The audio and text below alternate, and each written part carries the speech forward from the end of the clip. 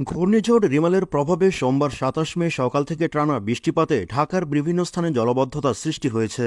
এতে ভোগান্তি পোহাতে হচ্ছে নগরবাসীকে। বিস্তারিত থাকছে সাজ্জাদ হোসেনের পাঠানো তথ্যচিত্র ও প্রতিবেদনে। আবহাওয়া অধিদপ্তরের হিসেবে এদিন ভোর থেকে বিকেল ৪টা পর্যন্ত ১১৫ মিলিমিটার বৃষ্টি হয়।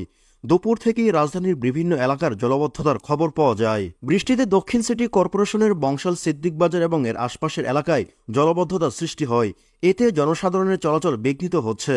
এছাড়া পুরান ঢাকার শিক্ষাটুলি লেন, আগামাসি লেন, নাজিরা বাজার সহ অন্যান্য এলাকাতেও জলাবদ্ধতা দেখা যায়। দক্ষিণ সিটি কর্পোরেশনের দয়াগঞ্জ, মীর হাজারীবাগ, নবীনগর, কমলাপুরের টিটিপাড়া, গুপিবাগ, ধানমন্ডি হকার্স মার্কেটের সামনে আব্দুল গনি রোডের জলাবদ্ধতার কারণে দিনভর ভোগান্তি পোহাতে হয়েছে নগরবাসীদের। অন্যদিকে উত্তর সিটি কর্পোরেশনের ১৮ নম্বর ওয়ার্ডের উত্তরখান ও দক্ষিণখান এলাকায় বৃষ্টিতে জলাবদ্ধতা সৃষ্টি হয়। পাশাপাশি দিনভর বৃষ্টিতে ভোগান্তি পৌঁছেছে চরমে।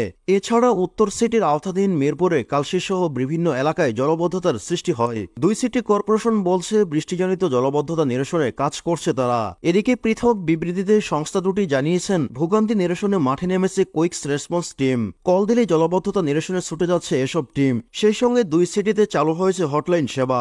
দক্ষিণ সিটি কর্পোরেশনের বিজ্ঞপ্তিতে জানানো হয় রিমালের প্রভাবে বৃষ্টিপাতে ঢাকায় সৃষ্ট জলাবদ্ধতা নিরসনে ৯১টি টিম মাঠে নামানো হয়েছে।